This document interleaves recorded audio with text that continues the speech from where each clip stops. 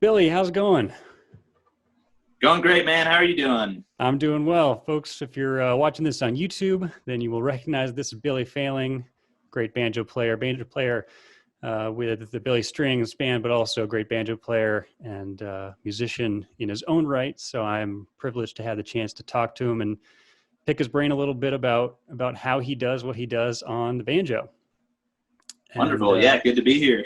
Yeah, man, so nice to be able to talk to you. And what a strange time it is, obviously, to have an opportunity to do that. We're lucky to have the chance to talk, but I'm sorry that you've got the time to be talking. I know you guys are pretty busy Well, otherwise. yeah. Yeah, it's definitely a little more time off the road than I'm used to, for these past couple of years. Yeah, So, yeah, I would think so. Yeah. Well, we'll yeah. we'll get into some of that, but first, I want to say to anyone who's watching this, we're going to be talking about a lot of stuff about the banjo, about practicing, about banjo players, influences, all that stuff. But if you want to learn more about Billy, there's also another podcast that he was involved with, the Picky Fingers Banjo podcast, which I do some extra lessons for that podcast as well. So I'm going to leave a link in the description of this Nice. video where you can find that interview as well. So you're going to get all the information you need about Billy's life, even more than we talk about here. So make sure you check that out as well. But first thing I'd like to talk about, if you're game for it, is what was the moment for you when, or was there a moment for you when you saw the banjo or heard the banjo or picked up the banjo, and when did that feel like that was an important thing to you? When did the banjo become an important part of your creative arsenal? Yeah, I mean, I think sort of like when I was in high school, I started listening to Yonder Mountain String Band, and my dad played a lot of classical or classic like bluegrass records. Like he had a bunch of Stanley Brothers and some Bill Keith stuff and stuff like that. So he'd occasionally put on some bluegrass records. But kind of the things that most stuck out to me were Bill Fleck's like bluegrass sessions, Tales from the Acoustic Planet album. Hearing that for the first time, and hearing Yonder Mountain String Band kind of on the jammier side of the spectrum. Yeah. That was kind of those were the two artists that kind of opened me up to the banjo and made me want to pursue it. Really get into it. That's very cool. Well, and in some ways, that kind of makes sense. That seems like that's pretty well reflected in the way that you're playing and the way that what shapes kind of the sound of the band that you guys have put together at this point. Totally. And so maybe we'll be able to talk about some more of those influences. But early on when you were starting, I think what a lot of people, one of the things I want to talk about for a lot of people watching this is that there are a lot of people interested in bluegrass and what you might call jamgrass or a lot of different things just in the last couple of years who just showed up to the community, who just showed up and they're just finding out about this music because of what you guys are doing. So there's, I think for people who didn't grow up in the scene or didn't grow up going to festivals and being taught, here's how you do it. Yep. One of the things we can talk about is, what did your early learning look like? Who'd you learn from? Who were you, I guess, paying the most attention to? And what did your practicing look like? I mean, what does it look like to get into the scene that you're a part of now?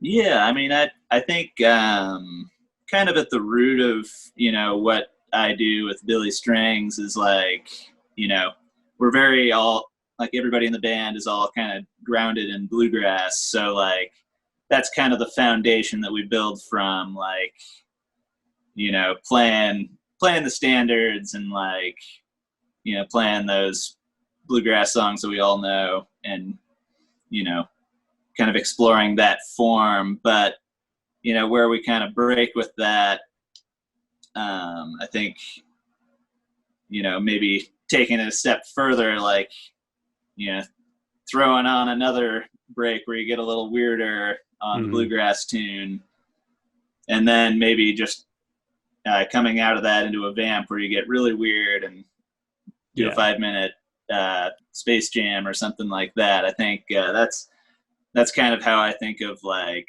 our progression from bluegrass into, kind of the weirder things that we do. Yeah, sure. And so it seems like there's kind of two worlds there. One would be this kind of this term you hear all the time, traditional bluegrass, which, Yep. as hard as that can be to define, it's certainly where we get all these songs that we all know, like, Rolling My Sweet Baby's Arms, Blue Ridge Cabin Home, Yep. Little Maggie, all this stuff. And then there's the other stuff, as we're going to probably end up calling it a lot. But so, Yeah. did you, when you were starting out, did you find that you spent, because some people start by looking at the foundation and the tradition, and some people obviously start, it seems like you're early on influenced by Yonder and Bela. What did your early days of working on the banjo look like? What was some of the stuff that you were learning in the beginning, and then how did that change kind of as you progressed? Yeah, I think maybe just kind of like picking up a tune here and there. Like I remember I learned this like Yonder song, I forget the name of it, but it's like, just picking up little tidbits of stuff that I could like kind of latch onto and play, and maybe kind of approximating, obviously the Bela Fleck stuff's a little more intricate in terms of technique and stuff like that, but latching on to certain licks and stuff like that, and trying to come up with my own version of what I'm hearing. And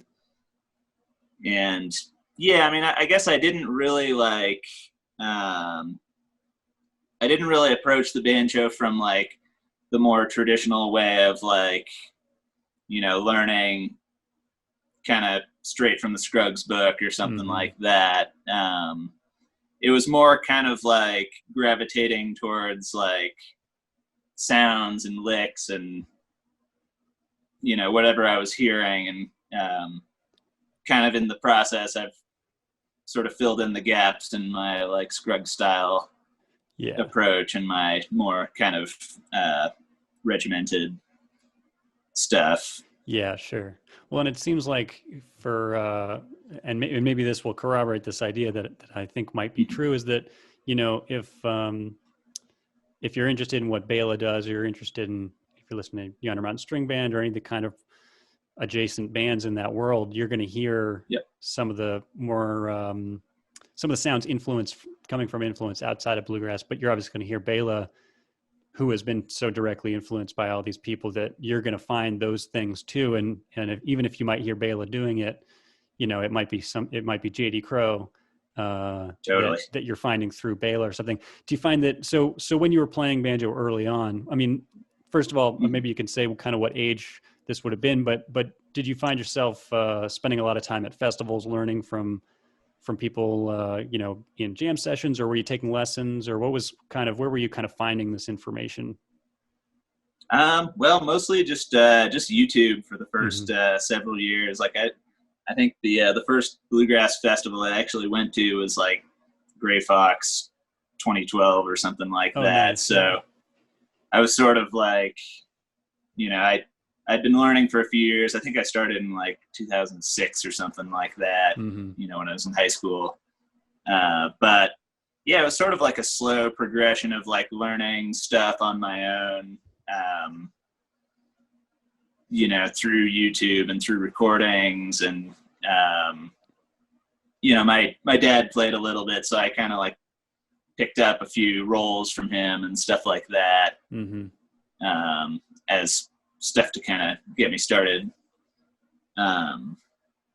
Yeah, very but cool. Yeah, I mean, I would say like going to festivals and stuff was more of kind of like a later development. And yeah, right. My, bluegrass experience. Your bluegrass journey. Yeah, totally. Yeah. Well, yeah. And so at some point, I would imagine there might have been a moment when, because I remember, it sounds like we had somewhat of a similar experience, just picking it up kind of independently and learning online and learning some stuff by ear. And I know for me, there was a moment when the banjo wasn't really going to be a hobby anymore. It was, I'd like to spend the most of my time doing this if I can. So, Totally. which, you know, makes it, if you're going to do that, it means you're probably going to have to find a way to turn it into some sort of living or career or something. So at what point for you did you feel like, um, or was it earlier than that with music? You know, at what point did music seem like the way you really wanted to spend your life, or this part of your life anyway? Yeah, I mean, well, so I started, when I was in high school, I played electric guitar and played in a rock band in high school. But then, like, really kind of when I had a friend in college who played fiddle, and, like, he and I linked up and started a little bluegrass band in Eugene, Oregon, and where we were going to school. And so I, kind of like when I got into bluegrass was when I started being like, okay, this is like, something I want to kind of pursue more seriously, which kind of in turn led me to, look at Berklee as an option to kind of get more education in music. Mm-hmm. And yeah, I think kind of when I decided to apply to Berklee and all that, I was serious enough about it to want to make this into like a career and something that I'm, completely putting myself into.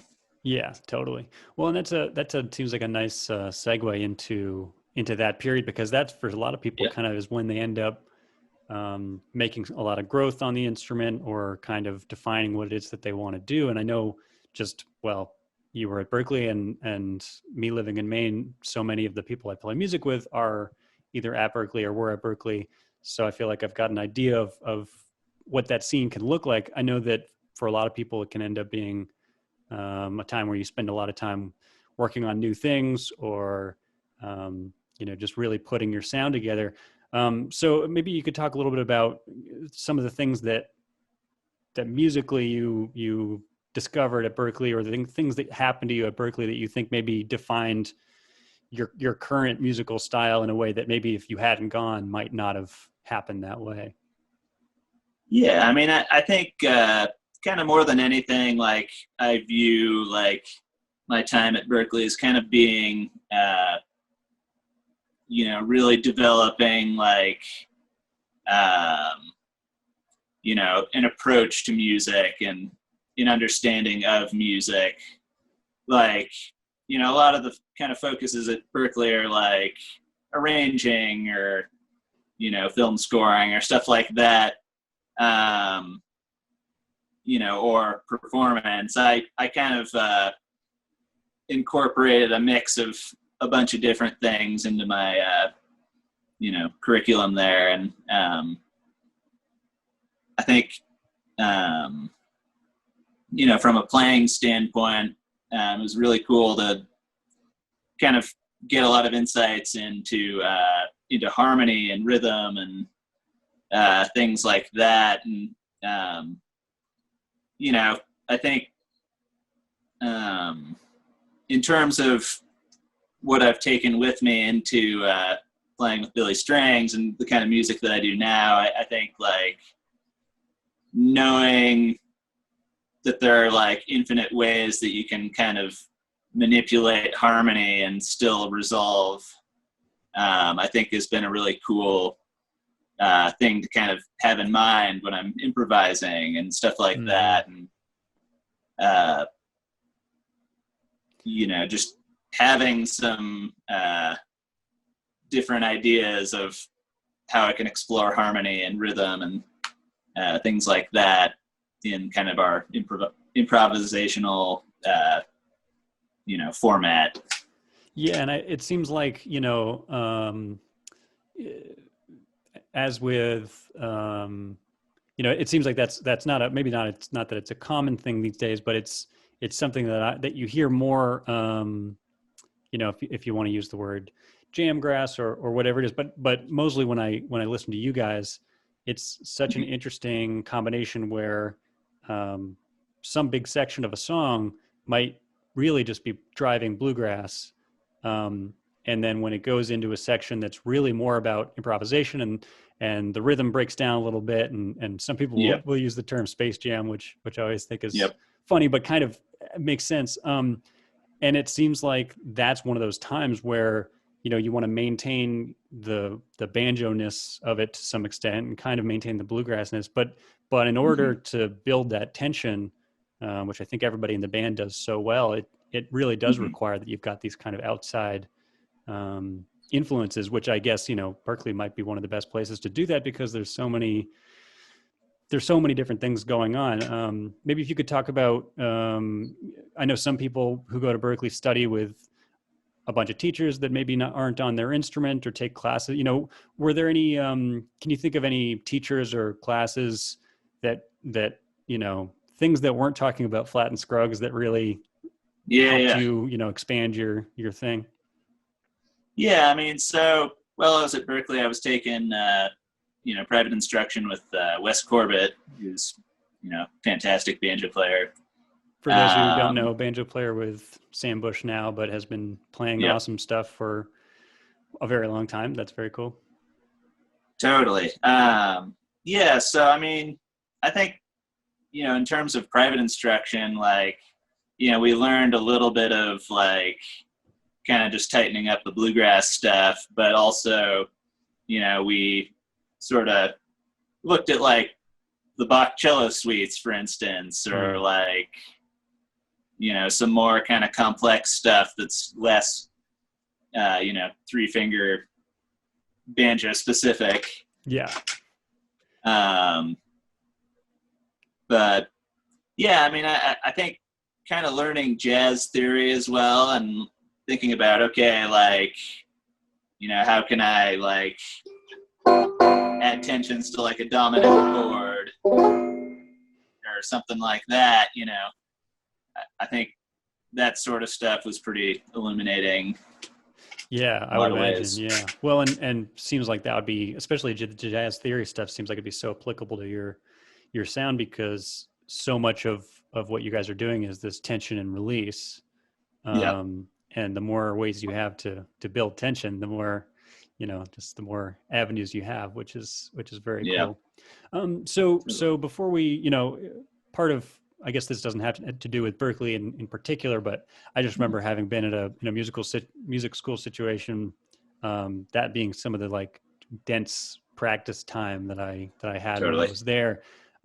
So, you know, maybe, you know, just to give as context, I remember when I was starting out practicing wasn't the most rigorous or regimented thing for me, and then there was a time when it got really rigorous and regimented, and then it changes over time. So maybe, you know, this will jump around a bit, but maybe we can talk a little bit about your progression of how you dealt with practicing and kind of building these skills, and you know, that kind of thing. Well, yeah. So I mean, kind of like you said, it was sort of a gradual build up to getting more serious in terms of practice. I think like when I got to Berkeley, I got like really kind of in my head about like having to learn every scale and every, you know, mode and all that kind of stuff. So I actually kind of in my second year there was dealing with some pretty serious like repetitive stress injuries. Oh, interesting. Yeah. So, I mean, I sort of had to dial back the intensity a little bit of, you know, doing all this kind of stretchy scale positions and all that. So I think actually kind of one thing that I gained from that was thinking of like, how do I incorporate these ideas, but make them a little bit more fluid in terms of like, you know, less difficult to play and more kind of efficient. Yeah, that's very things interesting. Like that. Yeah, well, which especially, you know, if you're living in this world these days of, you know, there's Bela and there's Noam and there's Wes and Ryan Kavanaugh and a million people who just have taken the technique of the banjo, you know, to the ends of the earth as far as we know it so far. And strangely enough, I actually have got a kind of I don't know if it's a similar issue, but a repetitive stress issue that I can't, I mean, it sounds like it's the same thing. I can't just play scales all day. I can't just, Yep. So you have to make these concessions. Interestingly, maybe you can talk about this, is that what I have then thought maybe it would be the thing to do as well. Let's see what music I can make with what I can still do. So maybe, a big part of that is the way we deal with harmony and melody and rhythm, the way you're talking about. So did you have, can you think, I mean, not to put you too much on the spot, but can you think of certain exercises or ways of looking at scales or ways of moving through tunes, anything that you did on a regular basis to kind of get you feeling as comfortable with these tunes as you are now? For some people, they start with being able to play maybe the melody to a fiddle tune, and then they look at someone who's really improvising on it, and there's this middle ground where it's hard to know what that looks like. So can you think of anything that was kind of the stepping stone into that world for you? Yeah, I mean, I think one takeaway from being really serious about practicing technique, is like learning all kind of where all the notes are to a certain degree. Like one exercise that I found really helpful was like thinking of, if you take a G major pentatonic scale and then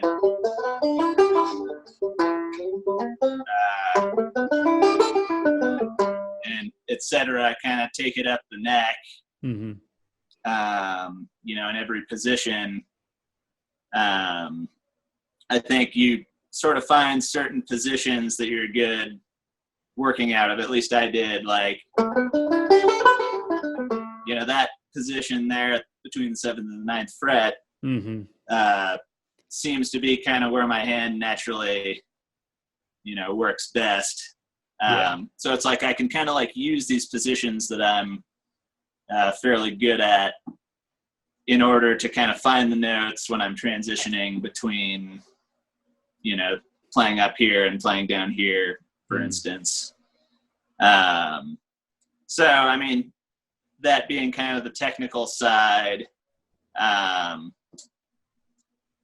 also think of kind of like taking a tune like, say Dixie Hoedown or something, and, learning it in this octave, and then learning it up in the high octave, which, if you're kind of familiar with all your positions and have kind of pursued that side of practicing, you can more easily kind of find the notes out of this position and kind of, work between different positions, knowing where kind of those target notes are and where the chords are and all that. Yeah. So it sounds a little bit like, especially when you take like a specific tune, it's less about having like, here's my arrangement of this tune, which may be the case. Maybe you have an arrangement of the tune, but in terms of really playing it, it's less about having your arrangement and more having a bunch of different options for the same tune, which kind of gives you that flexibility, it seems like. Totally. I very much like, where like a lot of really great players are kind of on the arranging stuff pretty heavily, like, for instance, like a contest style sort of thing.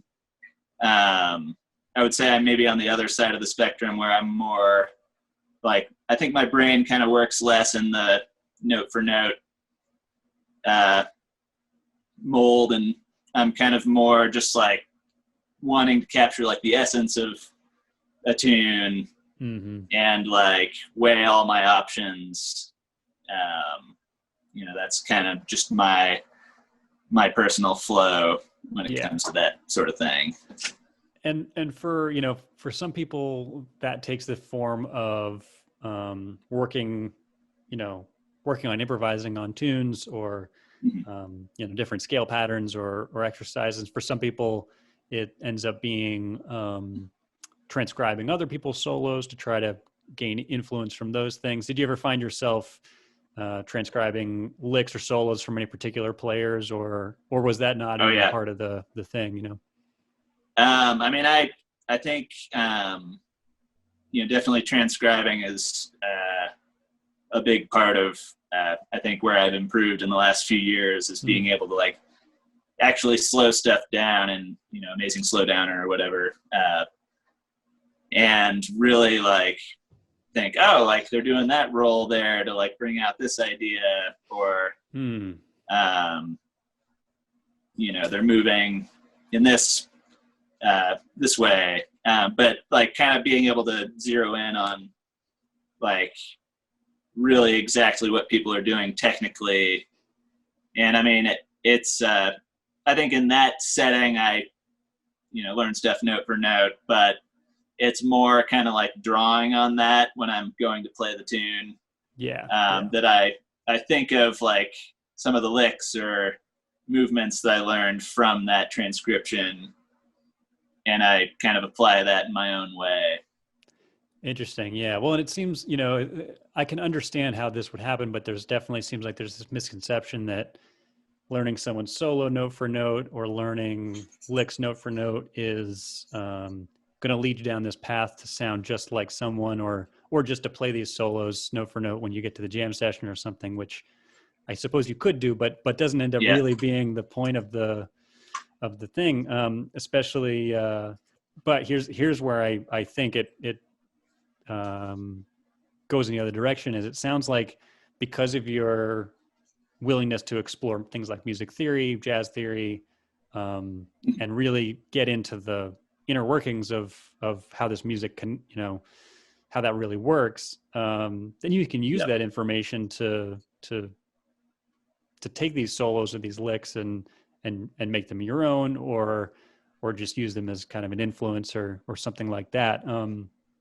Does that seem like that's kind of the case? Is it Yeah. It kind of, as you're saying, that you're not regurgitating this information, you're drawing from it to then inform your own playing. I mean, kind of in a weird way, I almost like feel like it's harder for me to regurgitate it. It's like I have to like really focus really hard, and in order to be able to just play the solo note for note in the first place.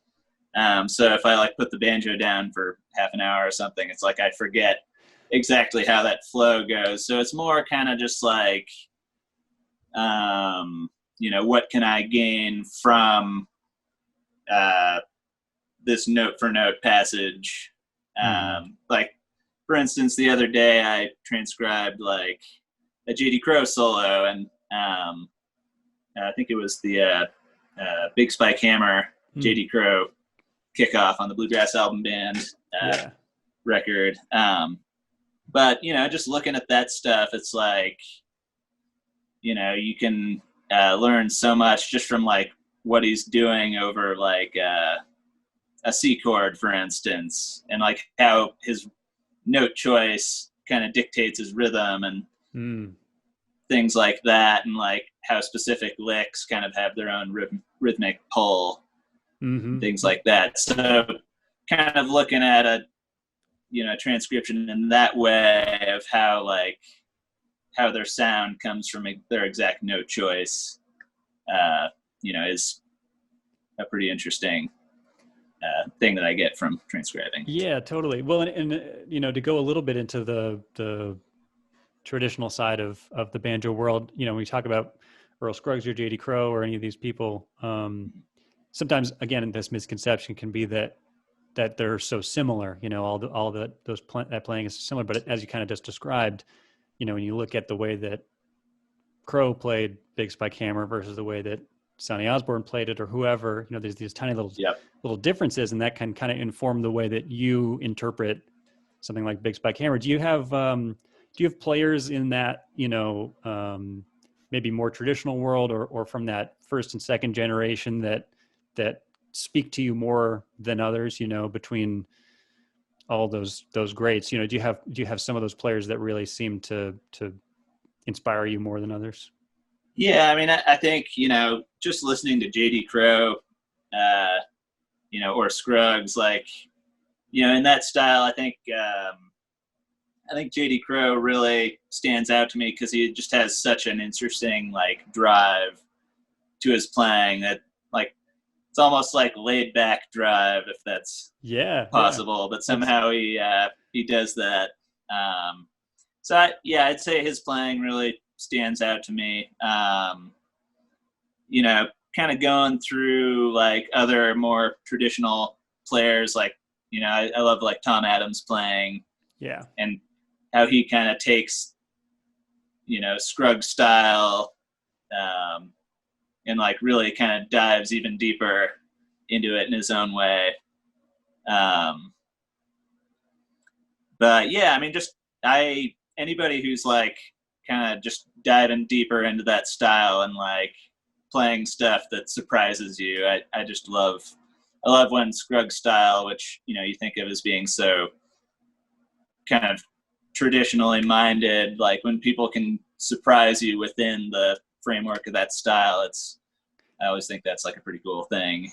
Yeah, totally. That was something I didn't understand at first until I started transcribing. I didn't realize how unique some of those players can really be, like J.D. Crowe or like Tom Adams. These little tiny things that they'll do that it's like, oh, that's why it sounds like that. That's very, Yeah, that's very cool. Well, so if we can, I want to move on a little bit to what you're up to now and what the process of of being in Billy String's band and working all this music and playing all this stuff that right now is so happening and has captivated so many people. I mean, yeah, I think it's a little bit unprecedented, the effect that this band is having on the scene and on bringing new people into the sound. So it yeah, would be a shame if we didn't talk a little bit about your part in creating that. So totally. just to begin, I mean,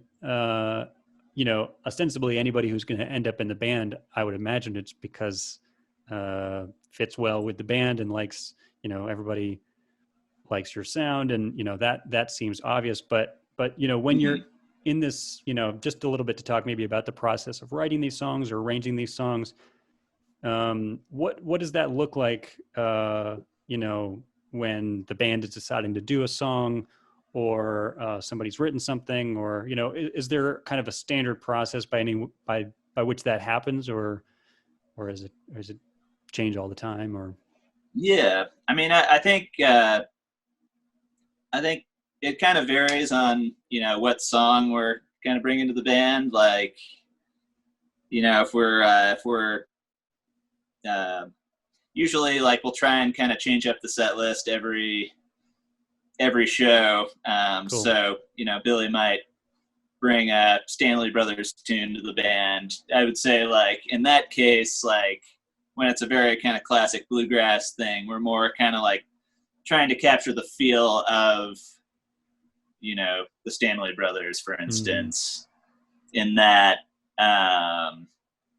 where like, if we're working up a new song, like a new original or something, you know, uh, probably in most cases, Billy's like mostly written a song, and then it's up to us to kind of fill it out and arrange it and kind of come up with how we're going to kind of explore the form of that.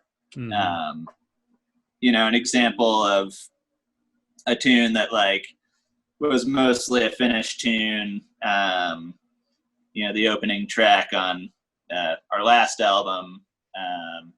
It's a tune called "Taking Water," and like Billy had written the whole song, and we needed like an intro to it, so I kind of came up with the banjo part, like kind of like easing into it, Mm-hmm. something a little spacier, and um, And so we all kind of it's like we'll bring little arrangement tidbits to these songs, kind of together, even if the song is mostly written by one person or right. So that's kind that of kind of thing. the song is the almost like the beginning of the idea, and then everyone comes together to kind of dress it up as what the final thing really Yeah. becomes. That's very cool. Is that happening in the moment, like everyone in the same room and you're adding parts, or is the kind of thing you get to go home and sit on it for a little bit and think about what you want to Yeah. do? I think in some cases it's like, we've worked on the song a little bit, and then we get kind of a chance to like digest it a little bit and see if there's a new direction that we want to kind of work out for it, for a bridge section, for instance, or an outro, or whatever it is. But I would say like most of the time if we're working up like a cover of something for a show, it's usually like that day or the day before that we're kind of like working out what we're going to do in terms of arranging and presenting the song in a live setting. Yeah.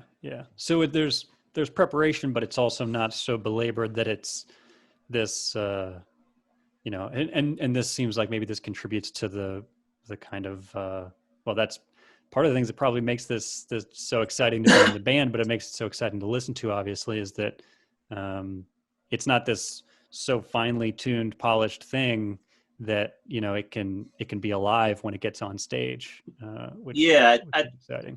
I would say that's like a big part of what our band does. Is like I think everybody in the band is kind of our strength is like maybe not playing something exactly note for note as much as like capturing the essence of something, and then when we go into this new arrangement live, it's like anything could happen, and so we're kind of just leaning on each other and playing off each other, and if we screw it up, we might the mistake might turn into like who knows, like a different direction for the arrangement, something like that. Which sounds like it would require, it sounds like it would require that everybody in the band is kind of always paying attention to what's going on and always flexible. I would say we're definitely all, everybody's listening at all times and kind of, open to whatever happens. I'd say that's probably the main thing that you have to do with this gig is just be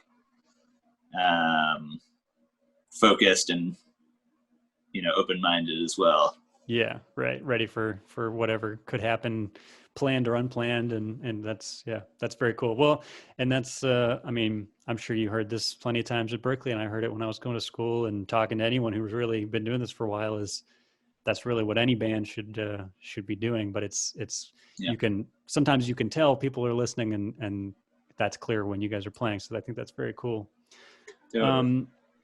So one thing we've alluded to a little bit is these kind of big improvisatory sections during some of your songs or in interludes or different sections where it's not so much improvising, through chord changes. It's not necessarily a fiddle tune. I mean, sometimes obviously that is the case.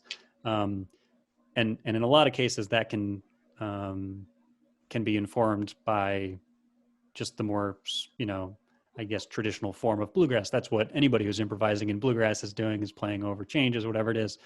However, a big thing that you guys are doing on a really high level, which kind of sets you apart from a lot of things I've heard, I guess, is this improvisation that's way more open. Maybe it's based on one chord, or maybe sometimes it sounds like it's based on starting from one chord and the band can follow each other in different places. How much time, is that something that kind of grew organically the way that some of those will go, or is there any planning beforehand to say that, okay, during the banjo solo, we're going to start working our way up chromatically all together? I mean, I know that I can't imagine that was a conversation that was ever had, but how does a band get to that point where you're kind of speaking to each other on that level without speaking? Yeah, I mean, I think maybe one example that I can think of is like we do this Bill Emerson tune, "Home of the Red Fox," which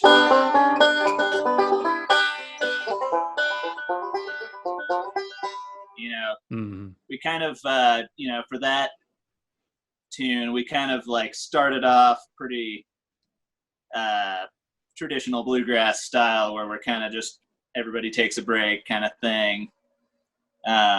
And then, maybe second pass of solos, we're thinking like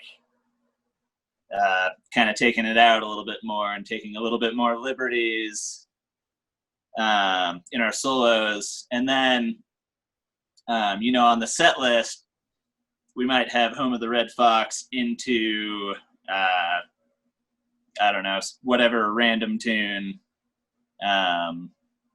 Little Maggie or something like Mm-hmm. that.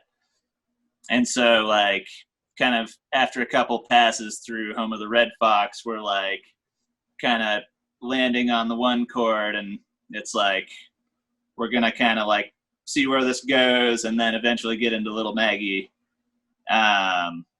So that's a point where if I'm taking us out into that jam, like I'm thinking more in terms of like building energy and kind of like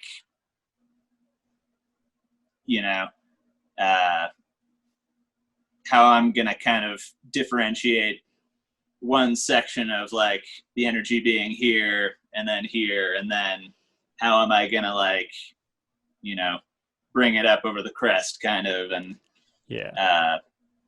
and then how do we get out of that into "Little Maggie" Mm-hmm. being the example. Yeah, very cool. Well, and it sounds That a kind little of bit thing. like,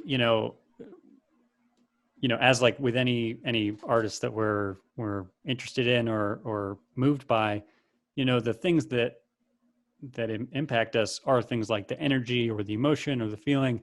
It's not so much that we talk about one of these moments like, man, did you hear during the interlude, they say like how he brought the energy up into this other tune. They don't say, Yep. man, did you hear how he had these like Mixolydian overtones that, that's there, but it doesn't seem to be Yeah.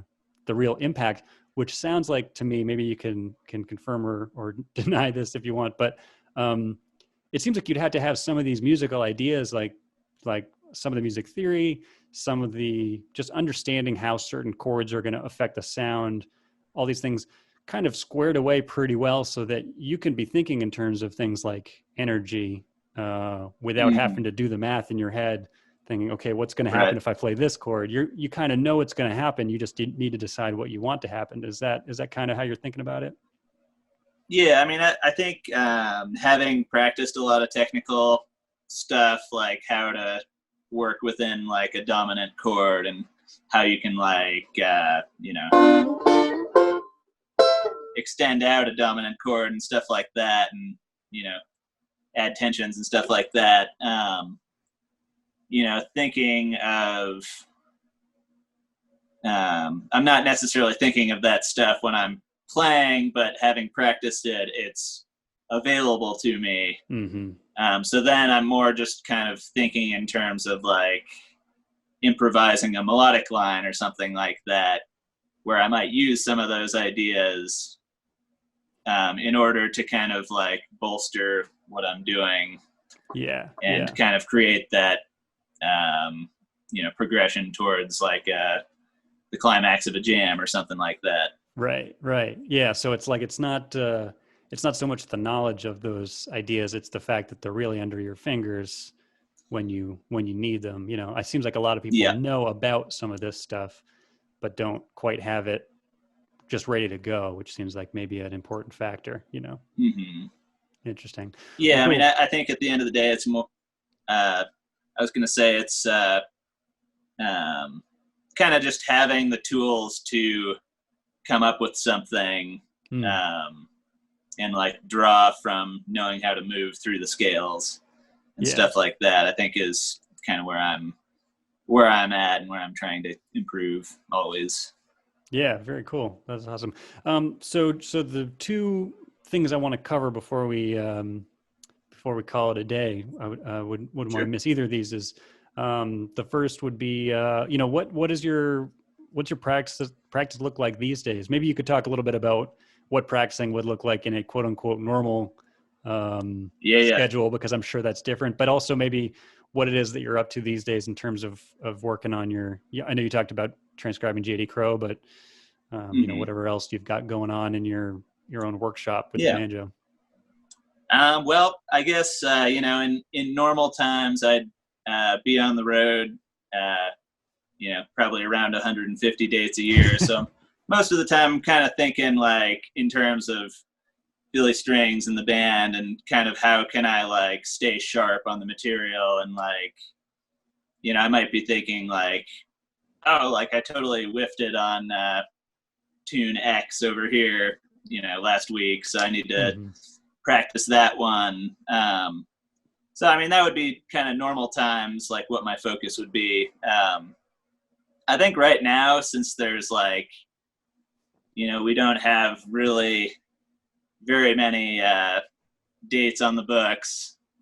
We're doing a drive-in tour next week, but kind of these days it's more about kind of sharpening up my exploration of like movement and playing melodies, I think, and how I can sharpen my sense of melody, just in my playing. And, one way I do that, and one way I kind of break habits, is like thinking of playing in like open keys, for instance. So like if I might take a tune like New Camptown Races, like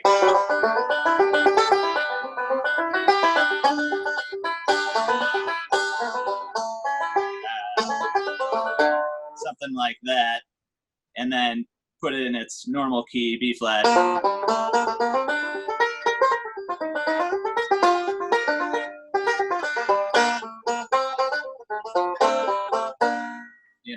Yeah. Just things like that, where I'm kind of exploring, figuring out melodies in less conventional ways. I've played that song out of G for years and all that, so it's like kind of just taking my ear and my knowledge of the fretboard and kind of refocusing it a little bit, which another thing that I kind of do that with is like thinking of playing tunes up the neck.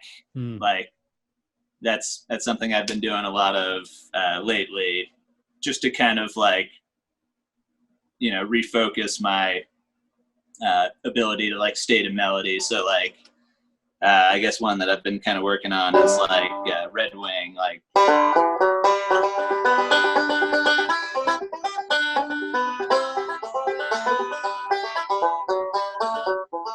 and so I might, to kind of improve my fluency up the neck, I might take that melody and try and do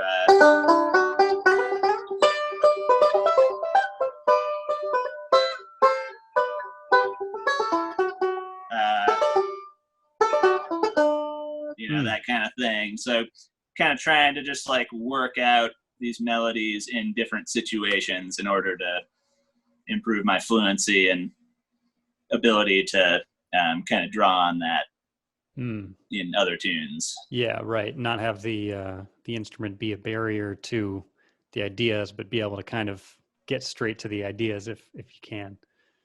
Totally. Yeah, very cool. That's awesome. Yeah, I mean, I think I appreciate that you've got this stuff that you're working on. I think for a lot of people, kind of the wind has been taken out of their sails lately in terms of doing creative work or working on their instrument, whether they're a professional in the field or just, it's their hobby or whatever it is. But hopefully people see this and kind of can, I know personally I've that's something that's made this all feel somewhat productive, as having this time to practice. So I hope people are finding a way to stay busy with that. Well, the last thing that I want to talk about, couldn't be a banjo conversation without this, but I've tried to limit it as much as possible. we can just run down the gear between the banjo and the picks and the pickup and that stuff for anyone who's curious. If we can just run down what your regular gear is. Totally. Well, yeah. So this banjo that I'm playing, it's kind of like my main banjo these days. It's a neckfill banjo. I think it's actually kind of a Franken banjo a little bit. Like it's got it's like the I think it's the Phantom model as the pot, and then it's the neck off of the vintage model. Okay, yeah. Kind of combining like the more modern look and the more kind of classic design. But yeah, I mean, I guess that's kind of my main banjo that I use on the road, and then I run it through a Fishman pickup, Grace DI. I run a chain of pedals off of that Grace DI, like got a phaser and a sustain pedal, and messing with an envelope filter as well. Cool. Which, if you're getting weird, you can get a little weirder with that one. Yeah, totally. What about yeah, I mean, picks and strings? What about picks and strings? What do you have any favorite in that category? Yeah, I mean, I think kind of my picks that I've been using for a while. I've got like Pro Pick, finger picks, and then a blue chip thumb pick, which been stoked about the blue chip, the tone you get from that, and kind of the ease and lack of the pick part wearing out. Right. Yeah. Which is nice. Strings, Diodario. I use like light, 9 gauge about, which sometimes when I'm really feeling it, I'll break my first string on stage, which is always kind of a bummer, but I like kind of the ease with lighter gauge strings. Yeah. Well, and I find this has been my experience anyways, that the heavier strings don't really necessarily help. Well, I've never had this experience that the heavier gauge strings helped with tone much. It seems the opposite of what you might think, but it seems like most of the pros actually go with lighter strings anyway. So totally, for a lot of reasons. Yeah, it's like I feel like I don't have to like pick as hard, which is good for if I'm playing 160 beats per minute for 2 hours at a time or something like that. It's like I need the lightest strings I can get. Totally, do yourself a favor. Yeah, might as well. Well, that's very cool. Well, I mean, first of all, thanks so much for sitting down to talk to me about all this stuff. I also want to mention, we didn't get a chance to talk about it, but you've also got an album out under your own name that came out, I think, was this 3 years ago? Yep. And which I've been listening to and is great, and people should check out. I'll leave a link to that as well. Awesome, thank you. And before we go, I know there's not a ton of shows going on. I know you guys did some live stream shows, and is there anything that you care to plug? Things that people can check out coming up? Yeah, I mean, for people that are learning banjo, I'm teaching banjo lessons and some guitar lessons as well. I'm maybe a little bit maxed out at the present time, but expect to be kind of doing this for a little while. So, definitely worth checking in if you're looking for some banjo lessons. But yeah, I mean, in addition to that, kind of just the occasional thing with Billy Strings. We did like a streaming tour and drive-in tour, which hopefully we're going to do some more stuff like that, kind of venues are still on kind of minimum capacity and shut down and all that. Yeah. Well, I know how you guys are with touring. I'm sure as soon as it's safe and possible, you guys will be, I mean, you're always going to be doing as much as you can do, which is great for anyone totally who's waiting for music to happen again. So hopefully we can make that possible. So I will maybe we'll either have an email available, or people can find you on Facebook and Instagram as well, which is probably a good way to see if you're posting about lessons or shows or anything like that. And we'll get people where they need to be. And yeah, thanks for talking to me, and hope to chat again soon sometime, man. Yeah. I appreciate you having me on, and yeah. Awesome. Very cool, man. Thanks a lot.